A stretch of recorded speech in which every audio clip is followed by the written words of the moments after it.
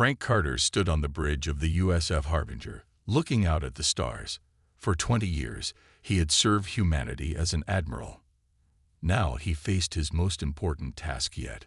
Below the massive warship, Earth looked peaceful. Its blue oceans and swirling white clouds showed no sign of the tension that gripped every government on the planet. Most citizens went about their day unaware that their leaders had just approved the most dangerous plan in human history. "Admiral, the message is ready," said Lisa Warren. The young lieutenant's normally cheerful face was serious today. Her fingers hovered over the control panel, waiting for his command. "Is the broadcast system at full strength?" Frank asked. "Yes, sir. We can reach every known civilization in this part of the galaxy. All 57 of them will receive our message at the same time." Frank nodded slowly. The weight of his responsibility pressed down on him like a physical force. He thought back to the colony on New Haven, 10,000 settlers wiped out by the Phyrexian fleet. Then Eden Prime, where mining operations had been destroyed by Tellurian raiders. For years, humanity had tried to work with the Galactic Assembly, asking for protection and justice. Again and again, their pleas were ignored.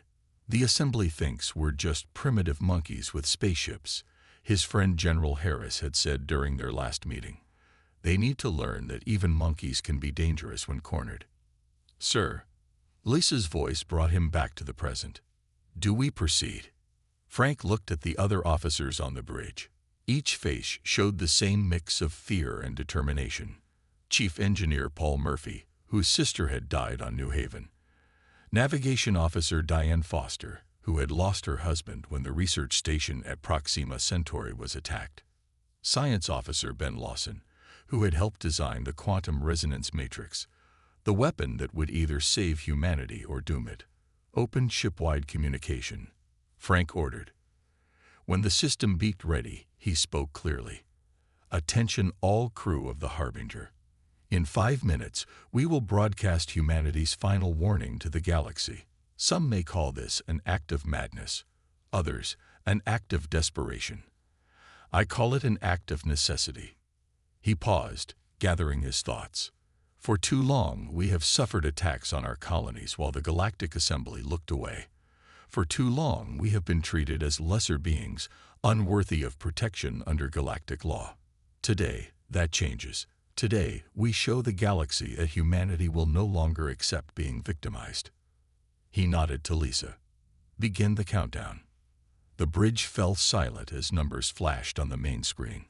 5 o'clock, 4:59, 4:58. Frank's mind drifted to his family back on Earth. His wife Grace, who understood why he had to be here. His son Peter, who wanted to join the space fleet someday. Would they be proud of what he was about to do? Or would history remember him as the man who started an interstellar war? The countdown reached 1 minute. Lisa looked up from her station. "Sir, we're detecting ships entering the system. 3 vessels, approaching from the direction of Alpha Centauri." Frank's heart raced. "Identification?" "Unknown, sir. Not in our database." "Battle stations," Frank ordered. Warning lights flashed throughout the ship as crew members rushed to their positions. 30 seconds to broadcast," Lisa announced. Frank made his decision. "Continue the countdown. If those ships make any aggressive moves, we launch immediately." As the final seconds ticked away, Frank Carter stood tall. Whatever happened next would change the course of human history forever. "Transmission ready," Lisa said. Frank took a deep breath.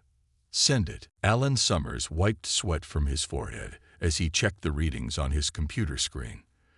The underground lab beneath the Montana mountains hummed with energy. 15 years of his life had gone into this project. 15 years of working in secret, far from prying eyes. "How's the Matrix holding up?" he asked, not looking away from his calculations. Kate Norris crossed the room, tablet in hand. Her red hair was tied back in a messy ponytail, and dark circles under her eyes showed she hadn't slept much in days. "Power levels are stable," she reported. "The quantum field remains contained." Ellen nodded, finally turning to face his assistant. They had worked together for 7 years, Ever since Kate graduated from MIT with honors, she was the only person he trusted completely with the project. "The Harbinger just sent the message," Kate said, her voice quiet. Admiral Carter confirmed successful broadcast to all major systems. Ellen felt a chill run through him despite the warm lab. It had begun. There was no turning back now. "How long until we hit responses?" he asked. Kate tapped her tablet, bringing up a star chart with glowing lines stretching from Earth to various points of light. Based on distance and known communication technologies, the first responses should arrive in about 72 hours. The Vrexians will likely respond first, followed by the Tellurians. Ellen walked to the back of the lab where a massive device took up nearly a third of the available space. The quantum resonance matrix didn't look impressive, just a series of metal rings surrounding a central core, but appearances were deceiving. Inside that innocent-looking machine lay the power to bend the laws of physics themselves. "Do you think they'll believe us?" Kate asked. "Or will they think we're bluffing?" Ellen ran his hand along the cool metal of the outer ring. "Some will believe. Others won't. That's why we need the demonstration." The device had never been tested at full power. Computer simulations suggested it would work, but science was full of surprises.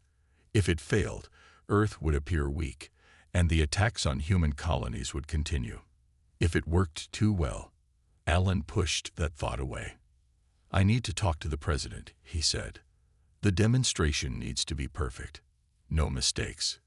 He picked up his secure phone, but before he could make the call, it rang in his hand. The screen showed a government priority code. "Dr. Summers," he answered. "Ellen, it's Laura." The president's voice sounded tense. "We've received the first response already. The Vrexians are sending a diplomatic ship to Earth. They want to talk." Ellen frowned. "That's too fast. They shouldn't have been able to respond for at least a day." "They claimed they already had a ship near our system. Maybe monitoring us. Or preparing for another attack," Ellen suggested. "Possibly," the president agreed. "Either way, they'll be here in 6 hours. I need you here for the meeting." Ellen looked at the quantum matrix, then at Kate. "I can't leave the lab. Not with the matrix at this stage." "I can monitor things here," Kate offered. "Nothing will happen without your authorization codes anyway." Ellen hesitated, then nodded. "All right. I'll take the government shuttle. Should be in Washington in 2 hours." After ending the call, he walked to his workstation and opened a secure drawer. Inside was a small device, no bigger than a coin. He slipped it into his pocket. "What's that?" Kate asked. "Insurance," Ellen replied. "If the Vrexians are coming to talk peace, that's wonderful. But if they're planning something else..." He patted his pocket. "This is a remote trigger for the matrix, just in case." As Ellen prepared to leave, warning lights flashed on the main monitor. Kate rushed to check the readings.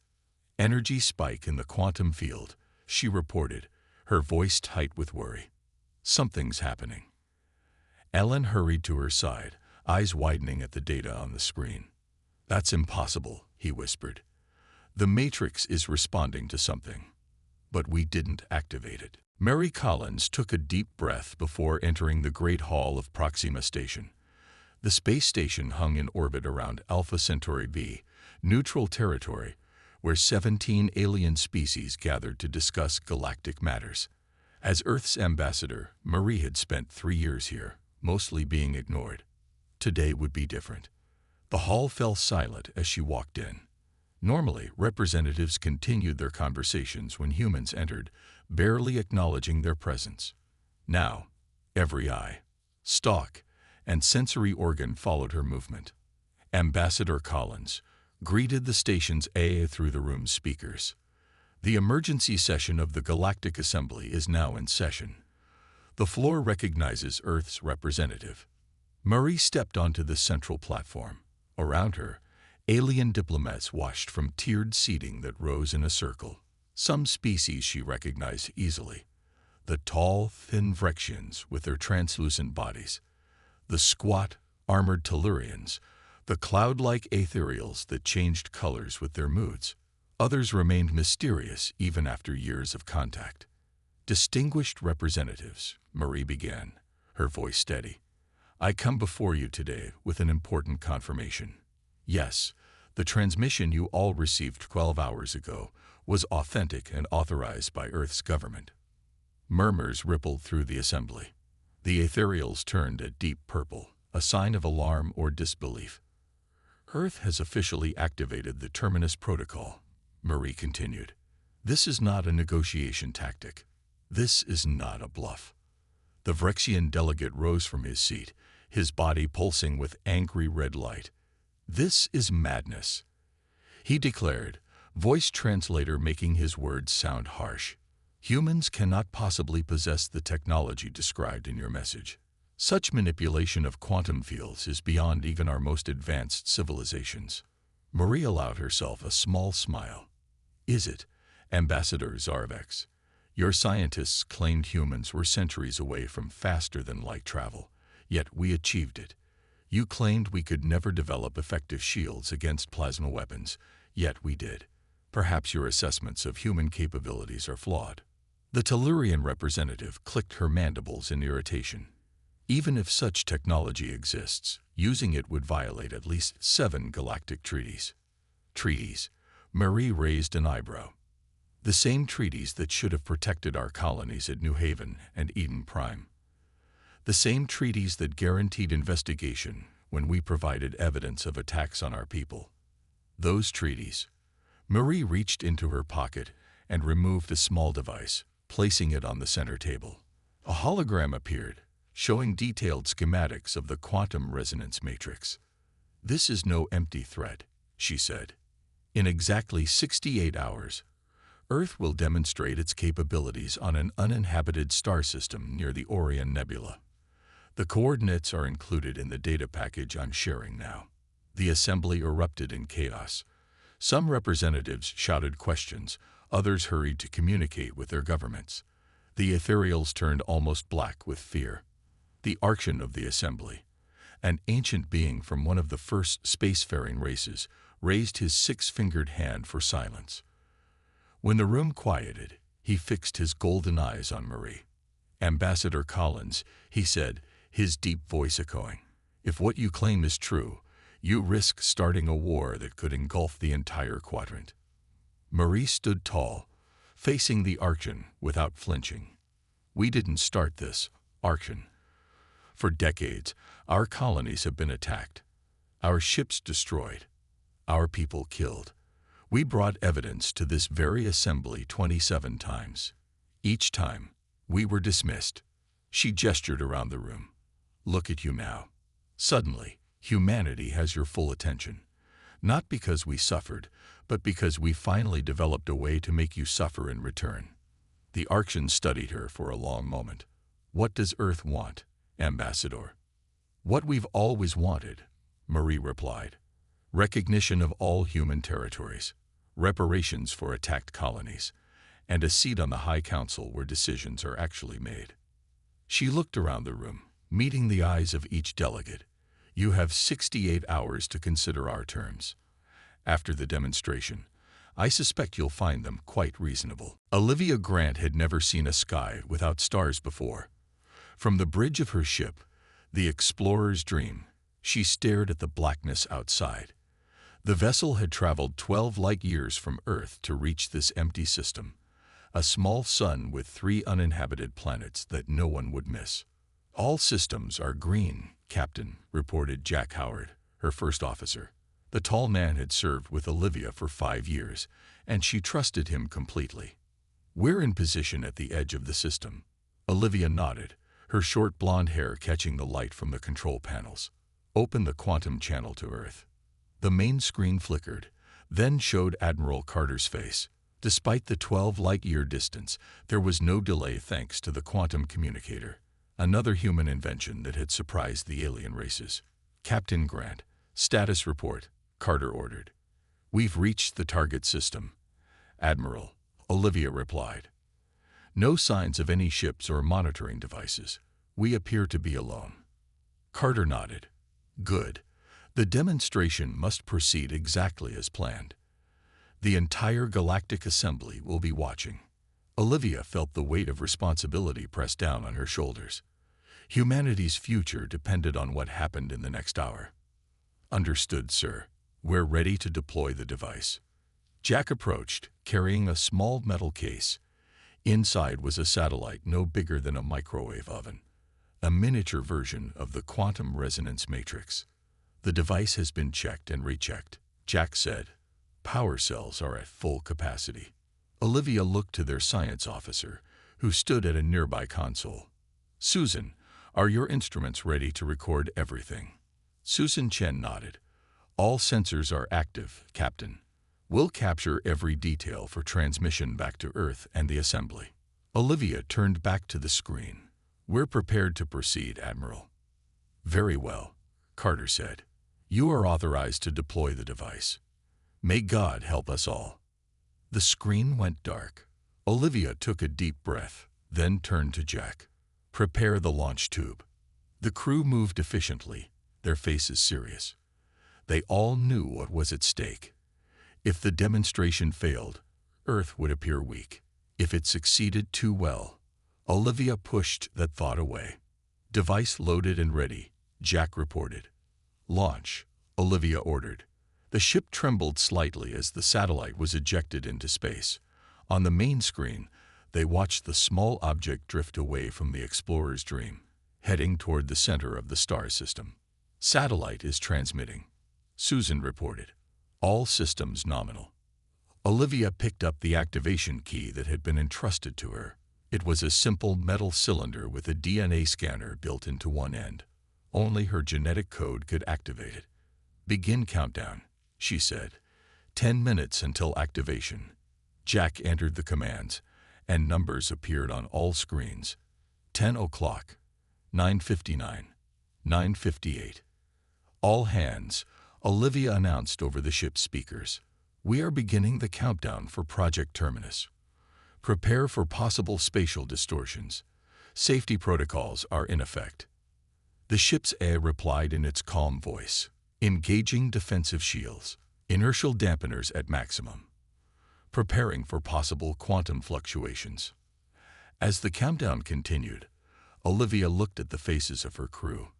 They were all volunteers, the best Earth had to offer. Each understood they might not return from this mission. 5 minutes, Jack announced. Olivia inserted the key into the control panel. Preparing final authorization. Captain, Susan called out suddenly. I'm detecting an energy surge from the third planet. Olivia spun around. What? The system is supposed to be uninhabited. It is, Susan confirmed, fingers flying over her console. But something's there. Something giving off energy readings similar to our own matrix. Abort? Jack asked, his hand hovering over the emergency shutdown. Olivia hesitated only for a second. No, we proceed as planned. But prepare evasive maneuvers just in case. As the countdown reached 1 minute, Olivia and Jack turned the key together, authorizing the device's activation. Device active, reported the AI. Quantum field forming. On the main screen, they watched as space itself seemed to bend around the tiny satellite. What happened next would change humanity's place in the galaxy forever. The Galactic Assembly Hall erupted in chaos as the footage played on the massive screen. Representatives from 17 species watched in stunned silence as the demonstration unfolded millions of miles away. Then, all at once, they began shouting. Mary Collins stood calmly in the center of the storm. As Earth's ambassador, she had expected this reaction. What she hadn't expected was the fear in the aliens' eyes. On the screen, the Explorer's Dreams camera showed something impossible. The star at the center of the test system had stopped. Not exploded, not dimmed, simply frozen in place. Time itself had paused within the affected space. Light still emerged from the star, but it no longer pulsed or changed. The 3 planets orbiting it had also stopped completely.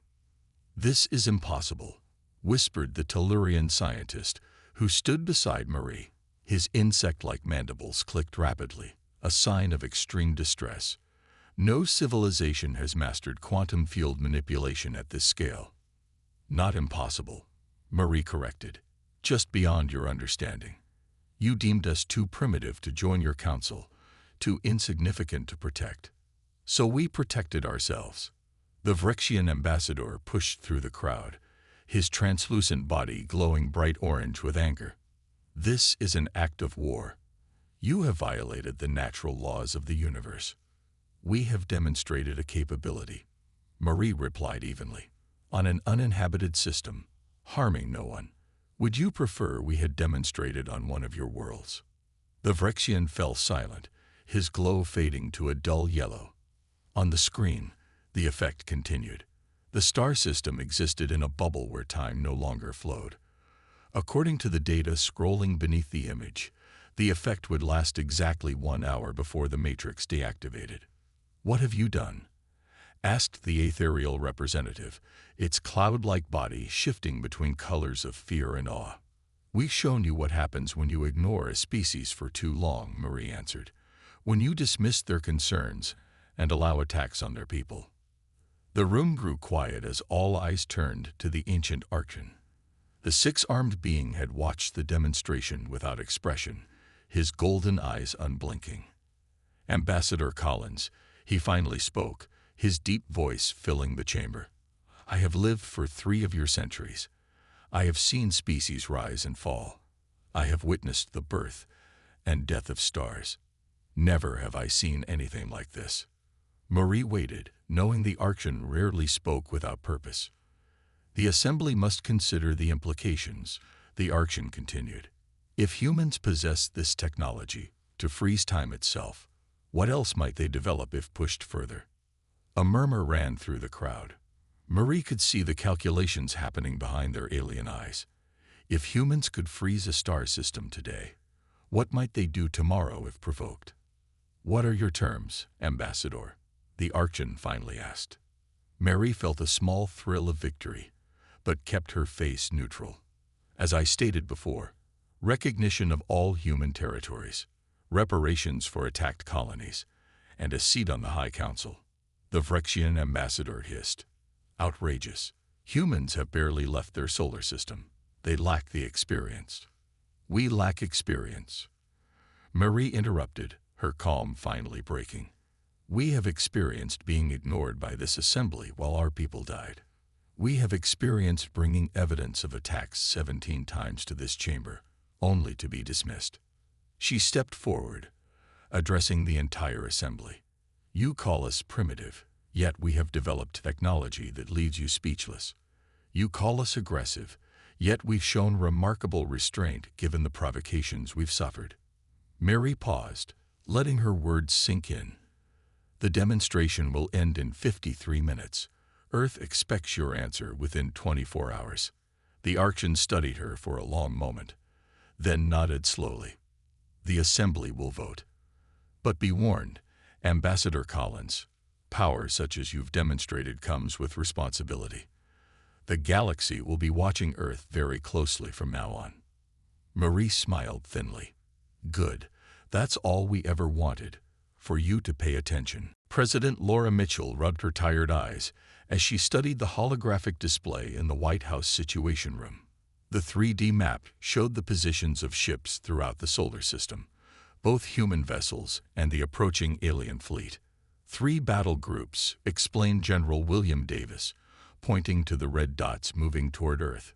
They entered the outer system about an hour ago. Laura nodded, her gray hair falling across her forehead. At 57, she had never expected to be the president who would either save humanity or lead it to war. How long until they reach Earth? 12 hours, Madam President, the general replied. Maybe less if they increase speed. Around the table sat the Joint Chiefs of Staff, the heads of all military branches. Each face showed the same mix of concern and determination. They had trained for many scenarios, but never one quite like this. What do we know about their weapons? Laura asked. Admiral Peter Wilson, head of the Space Force, stepped forward. Standard Vrexian destroyer configuration, mostly. energy weapons, some missile systems, but the large vessel at the center concerns me. It's not matching any known design in our database. Could it be a new weapon? Laura asked. Possibly, the Admiral admitted. Or it could be a diplomatic vessel. We just don't know. The door opened, and Dr. Alan Summers hurried in. The scientist looked disheveled, as if he'd dressed in a hurry. "Sorry I'm late, Madam President," he said. "There was a power fluctuation at the Montana facility. We had to stabilize the matrix." "Is there a problem with the device?" Laura asked sharply. Alan shook his head. "No, it's stable now." But the energy readings were unusual, almost as if something was responding to it. Laura turned back to the holographic display. "What are our defensive options if they attack?" "The planetary shield can activate within minutes," General Davis replied. "It should withstand conventional weapons, but if they deploy antimatter technology..." The room fell silent. Everyone knew what that meant. Earth's shield technology, while advanced, had never been tested against the most powerful weapons in the galaxy. "And our offensive capabilities?" Laura asked quietly. Alan stepped forward. "The quantum resonance matrix is ready. If activated, it would create a time bubble extending approximately 1 light minute from Earth. Any ships within that radius would be frozen, just like the star system in our demonstration." "And our own ships?" Admiral Wilson asked. "Would be frozen too," Alan admitted. "This isn't a precise weapon. It affects everything in the target area." Laura walked slowly around the table, thinking. "So if we activate the matrix, we save Earth but sacrifice our fleet?" "Yes, Madam President, and we would be cutting ourselves off from the rest of the galaxy for as long as the effect lasts." Laura looked up at the display again.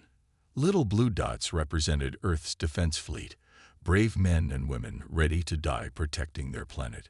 "How long can the matrix maintain the time bubble?" she asked. Alan hesitated.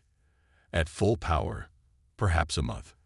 After that, the quantum field would collapse. And if the aliens have similar technology, could they counter it?"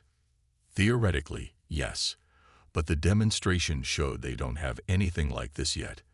They seemed genuinely shocked.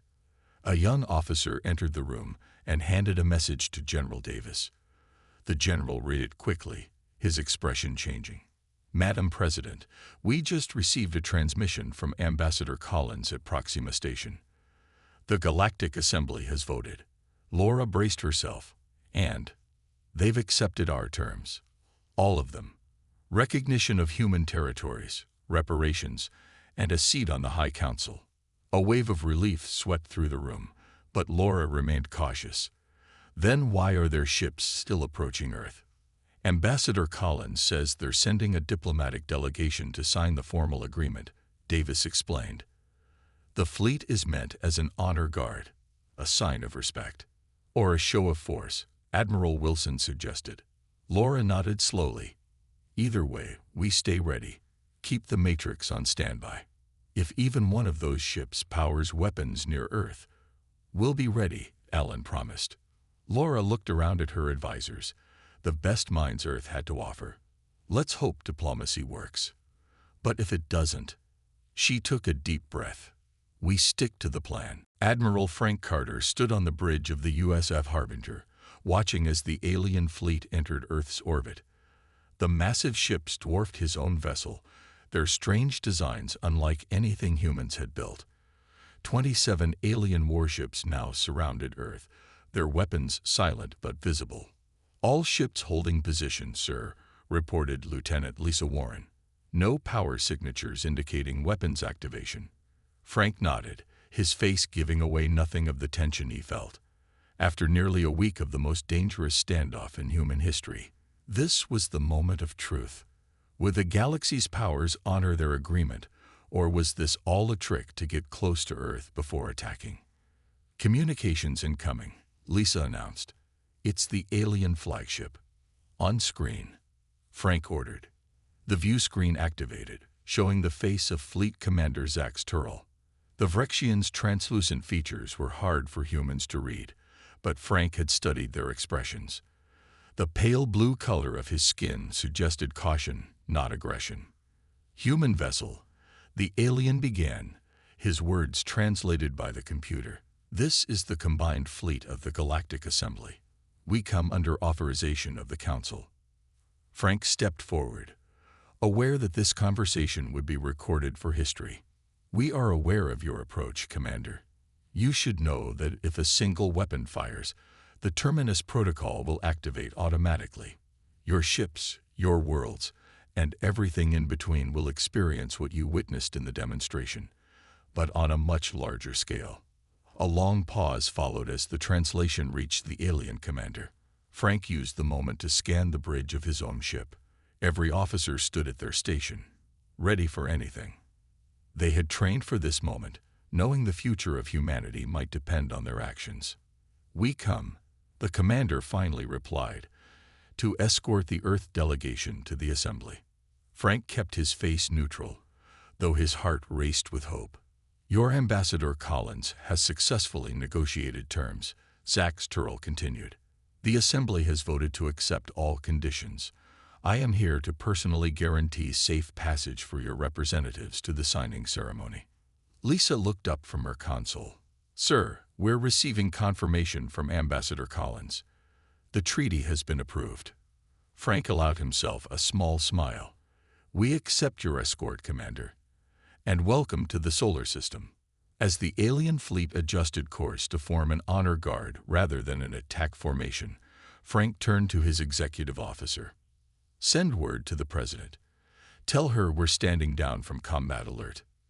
"Yes, sir."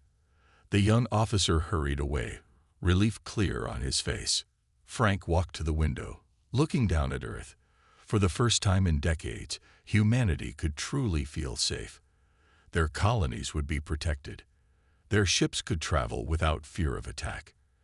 And most importantly, they would have a voice in galactic affairs. "Admiral," Lisa called, "we're receiving a message from Dr. Summers." Frank crossed back to the command chair, put him through. Alan Summers appeared on the screen, looking more relaxed than Frank had seen him in years. "Admiral, good news. The quantum matrix has stabilized completely. No more unusual energy readings." "Glad to hear it," Frank replied. "Keep it ready, just in case." "Of course, but I don't think we'll need it anymore. Not as a weapon, at least." Frank raised an eyebrow. "What do you mean?" "The research has other applications," Alan explained, excitement in his voice. "If we can pause time in a limited area, imagine what else we might do. We could freeze a damaged ship to prevent its destruction while rescue arrives. We could preserve dying stars. The possibilities are endless." Frank nodded slowly. "From weapon to tool. I like that." An hour later, Frank stood in the ship's hangar bay as President Mitchell's shuttle arrived. She would lead the Earth delegation to the signing ceremony. As she stepped from the shuttle, she caught Frank's eye and smiled. "Well done, Admiral," she said quietly. "History will remember this day." "Yes, Madam President," Frank agreed. "The day humanity stopped being the galaxy's victim and became its partner." As they prepared to board the diplomatic vessel that would take them to Proxima Station, Frank looked once more at the stars. For centuries, humans had gazed upward with wonder and fear. Now, at last, they would walk among those stars not as newcomers begging for acceptance, but as equals to be respected. Humanity had delivered its final warning, and the galaxy had listened. 5 years had passed since the day humanity showed its power to the galaxy. On the observation deck of Proxima Station, Marie Collins watched ships come and go. Vessels of every shape and size moved through space. Human ships alongside alien craft, working together. Marie smiled as she spotted the USF Explorer, Earth's newest science vessel. Its smooth design stood out among the more angular alien ships. The Explorer was on its way to study a dying star in the Orion sector, a mission that would have been impossible before the treaty. Ambassador Collins. A soft voice broke into her thoughts. Marie turned to see a young human diplomat, fresh from Earth. Yes, Sam. Sam Jordan held out a data tablet. The revised trade agreement with the Tellurians. They've accepted our terms. Marie nodded, scanning the document quickly. Good. This will help our colonies in the outer systems. As they walked toward the council chamber, aliens of various species moved aside respectfully. 5 years ago, humans had been barely noticed in these hallways. Now, Earth's representatives received the same respect as the oldest spacefaring races. Is it true what they say? Sam asked quietly. About what happened 5 years ago. Marie glanced at her young assistant. What do they say? That we were bluffing. That the quantum matrix couldn't actually do what we claimed. Marie smiled but said nothing. It was a question many had asked over the years. Had Earth really developed the power to freeze time itself? Or had it all been an elaborate trick, using stolen alien technology to create the illusion of power? The truth was known to only a handful of people. President Mitchell, Admiral Carter, Dr. Summers, and Marie herself. They reached the door of the High Council chamber. Inside, representatives from the galaxy's 20 most powerful species, now including humans, would decide matters affecting billions of lives across thousands of worlds. It doesn't matter if it was real, Mary finally told Sam. What matters is that it worked. The doors slid open, revealing the circular chamber with its tiered seating. The ancient Archon nodded to Murray as she entered. Despite his age, he had become one of humanity's strongest supporters in galactic politics. Before we begin, Murray said to Sam, there's something you should know. Something not in the official records. Sam looked curious. What's that? The energy spike Dr. Summers detected during the demonstration. It wasn't a malfunction. Marie led Sam to the human delegation seats. When we activated our device, something else responded. Something already in that star system. Sam's eyes widened. Another matrix. Built by who? Marie smiled mysteriously. We still don't know. But whatever it was, it amplified our device 100-fold. What should have been a small demonstration became, well, you saw the recordings. So we got lucky. Perhaps, or perhaps we were helped. There are older forces in the galaxy than even the Archon knows. Marie straightened her uniform as the council session prepared to begin. Whatever the truth, humanity now has its rightful place among the stars. Across the chamber, the Vrexian ambassador caught Marie's eye and nodded respectfully. The same alien who had once dismissed humans as primitives now treated Marie as an equal. On a screen above the council table, news footage showed Earth's newest colony world being officially recognized.